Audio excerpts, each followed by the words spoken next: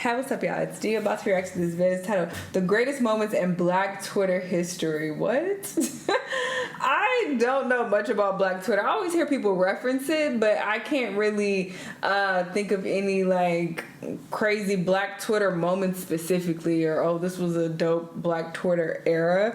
I'm not familiar with it. I'm not even on Twitter like that. I have a Twitter, but I'm rarely ever on there. And even when I do get on there, I'm looking up something very specific. I don't just like browse on there to see what are people saying on here and what is Black Twitter saying. But I'm guessing there are great moments in Black Twitter history. So let's see what's on here. Let's watch. Well, we can't talk about social media in South Africa without acknowledging the hugely powerful cultural identity known as Black Twitter. You know you're Black if Black moms be like, and we're scared of getting dragged by Black Twitter. Black Twitter is Twitter. It's a congregation, a community.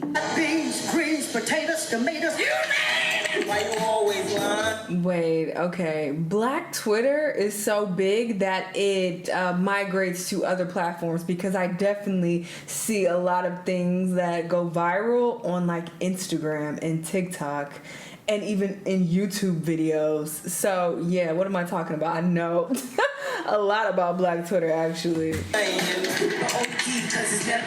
The collective voice known as Black Twitter is always on. There's a corner of the internet that has always felt like a living, breathing digital community for Black people that we know as Black Twitter.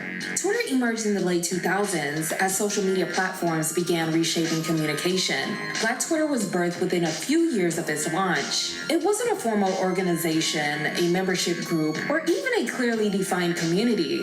Instead, it was an organic cultural phenomenon where a network of Black users used humor, commentary, activism, and storytelling that transformed Twitter into one of the most influential cultural spaces on the internet. It's the way it functioned as a real-time town hall, cultural archive, and meme hub all at once, while also using collaborative humor to call out racism. From live reactions to award shows and television premieres, to amplifying social justice movements, to creating viral celebrities overnight, Black Twitter's ability to make people laugh through world and cultural events is why it's so iconic. Its influence became so undeniable that academics, journalists, and filmmakers began documenting its impact. In 2024, Hulu released the documentary series Black Twitter, A People's History. Over the years, Black Twitter has given the internet some of the most unforgettable viral moments, from legendary online beefs and internet threads, to social media mishaps, to real-world events that brought millions of people together in solidarity and humor. You guys know that I love... Yeah, what am I talking about? I see this shit all the time. I guess because I am on Instagram, I'm just associated with Instagram, but no, it be just brought over from Twitter. But you know what? I do appreciate that though, because it's like I can filter out all of the nonsense and all the toxicity and racism and just weird shit on Twitter by just going on other platforms, because they're only the most funny like viral things are gonna make it to other platforms. So yeah, I prefer it that way. But yeah, but I'm like, yeah, I recognize a lot of this. To give you random Black history. So in this video, or not the memes in particular, but like the theme, like how they had 21 Savage, you know, people found out he was British. Like those memes were hilarious, and I'm pretty sure all of them were from Twitter. I wanted to take a look back at some of the most memorable moments in Black Twitter's history.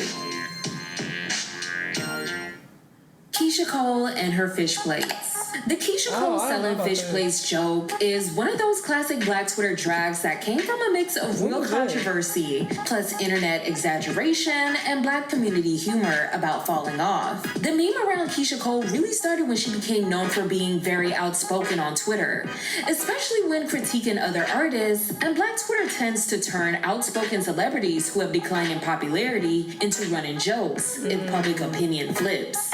During Beyonce's 2013 Super Bowl halftime show reunion with Destiny's Child, Keyshia tweeted, "I think I was frightened to blink for a second. Then Michelle sung and woke my ass up from my daze. She always f***ing up the groove." That tweet caused massive backlash because 1, Beyonce was at peak world dominance. Number 2, DC3 is sacred territory. And number 3, Michelle Williams already had a history of being unfairly clowned online. So Black Twitter started side-eyeing her. A few days later, still dealing with backlash, she tweeted, "Oh, and by the way, it's still old girl lame ass, among other tweets. Later in 2013, Keyshia criticized Beyonce's song Bow Down / I've Been On, that was tweeting, can't stand when people all self-righteous when it's convenient. First women need to stick together, now better bow. Shaking my head. This made the Beehive go into full attack mode, of course. And historically, arguing with Beyonce's fan base never goes well. And plus, Beyonce is a beloved public figure, so Keyshia was getting attacked and this from song all was angles. iconic. Black Twitter began joking about her career decline, using a very specific online trope. When singers fall off, Black people joke that they'll end up selling plates at community events or outside concerts and award shows. They had already done the same thing to Love and Hip Hop and G-Unit artist Olivia in the past. The meme exploded when tweets started circulating like Keyshia Cole selling fish plates outside the BET Awards right now. So anytime there was an award show on, for example, the Grammys, the hashtag Keyshia Cole outside the Grammys would trend, clowning her as a has-been. And this went on for years, even still to this day low-key. The Pilgrim couple. But it's not just celebrities. Regular random users on the app would accidentally become the running gag as well.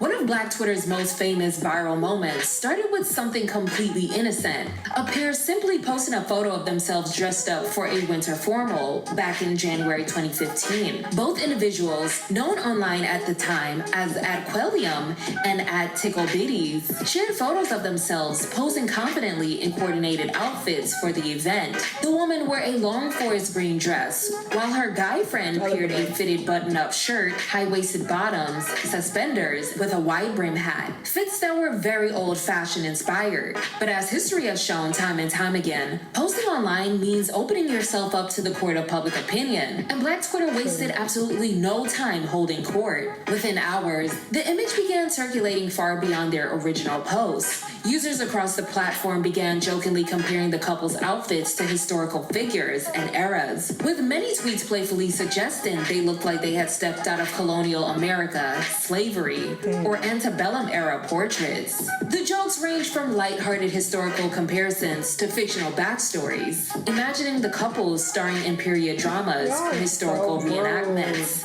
Despite being the center of a viral roast, the two handled the attention like champs and joined in on the humor and laughed along with commentators. As the tweet spread, the photo officially entered Black Twitter meme history, and still to this very day circles Twitter at least twice a year. I didn't see this. You guys remember the Meet Me in Temecula joint? Oh, man. This is one of the funniest moments in my life. Like, literally. There was these two dudes on Twitter who got into a back and forth debate about Kobe Bryant. And it gets so heated that the dude says that he wants to fight. Meet Me in Temecula. But weeks before that photo took over Black Twitter, the entire timeline was closely following a beef that went a little too far. The phrase Meet Me in Temecula traces back to one of Black Twitter's earliest and most absurd internet beefs, which unfolded on Christmas Day in 2014. That holiday, two well-known Twitter personalities found themselves locked in an argument about basketball, specifically the legacy and performance of Los Angeles Lakers superstar Kobe Bryant. At the time, Kobe was entering the later years of his career, and debates about whether he was still an elite player were common across sports media and social media alike.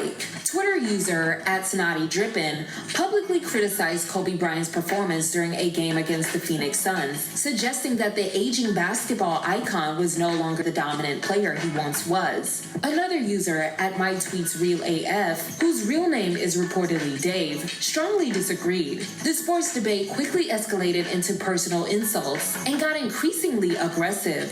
Russell Westbrook, the best SG in the NBA right now. This is pretty stupid. The Spurs would be better without Wash Duncan. And so is this. Idiot, sarcasm doesn't work when you're comparing a player who's hurting his team shooting 38% versus a 16-11 guy on a winning team. During the heated exchange, @SnottyDrippin, whose real name is James, tweeted, Let's go, loser. Temecula. As a challenge to settle the disagreement through a physical fight. Instead of dismissing the threat, @MyTweetsRealAF took it seriously. Loser? I bet I don't lose the fight. Laughs you in San Diego, right? RT, if my tweets real AF is not a real one on here, I'm real enough to meet and beat your ass. Oh my How's God. Temecula sound? In an act that would ultimately cement the moment in internet history, David allegedly drove approximately 30 to 35 minutes from his home in Riverside, California, to the suburban city of Temecula on Christmas Day, fully prepared to engage in what he describes as fisticuffs. And he documented the road trip on the timeline. However, Ed Snotty Drippin was never actually in Temecula. He was in Arizona spending Christmas with his mother, and the confrontation never happened. By the time it became clear that the fight would not occur, the story had already spread rapidly across Twitter. Users began circulating screenshots of the exchange, and the phrase "meet me in Temecula" quickly became a viral meme, and the entire timeline found the entire thing ridiculous yet hilarious. User at @MyTweetsRealAF laid into the viral attention by releasing a diss track aimed at Snotty Drippin. Wait, which one is, I wasn't keeping up with whose name was on whose picture. So who's the one who pulled up to Temecula? Is it Baldy? Or this bootleg ass Ice Cube? Which one? Over the instrumental of Lil Wayne's song, Believe Me. Old school game like I played against the Pistons. I was playing my position. I was playing, I ain't tripping. I was shooting for the midgets. He was trolling for attention. I'm assuming Baldy for that. He was knowing he was sipping. Big pippin' for his millions, but he really dig he Simmons. That's the reason this was written. In the wake of the beef, the guys did a few interviews of their own. In an interview with SB Nation, James described the entire situation as ridiculous and surreal, saying he never expected a typical argument on Twitter to escalate into someone offering to drive over 30 minutes on Christmas just to fight over an NBA opinion. He treated the situation as an example of how seriously people can take online sports debates. He said, "Sad thing is, this is like the 5th time someone I've never met in real life tried to fight me because of Twitter. A Knicks fan offered to fly out to fight me after the Knicks beat the Celtics in that series." The antagonist also joined Huffington Post Live's Mark Lamont Hill to talk about the events. Meanwhile, this cannot be the same person. Why he look like Megamind here? His hair looks so much bigger and he looks so much skinnier here. What happened? Reporters told Kobe Bryant about the bizarre Temecula saga. He reportedly laughed it off and summed up the drama with a fitting response, saying, "Mamba Army don't f*** around." Best bring me casserole ever. I'm just eating. I'm chilling. I got my feet up. My toes is out. You know what I'm saying? I'm just chilling in the house. And somebody's like, "Damn, you really about to go fight, bro?" And I'm like, "Nah, bro. I'm in Arizona." Both men eventually moved on with their lives. The timeline cooled down, but the Temecula saga quietly became another legendary chapter in Black Twitter history, and is always brought up every year on its anniversary. Believe it or not, it's been 10 years since the greatest Christmas story that was ever told. Meet me in Temecula. I know you are. This is a hot ass mess. Okay, yeah. Apparently, I'm not that tapped in. I am familiar with some memes that have made it over to Instagram, like I said, but these like iconic moments, I'm like, oh, okay, I'm out of the loop. They have several other moments. This is a pretty long vid, so if y'all want me to continue this, let me know, and I will do a part 2. But very interesting. Y'all let me know what y'all think, and I'll see you on the next one. Bye.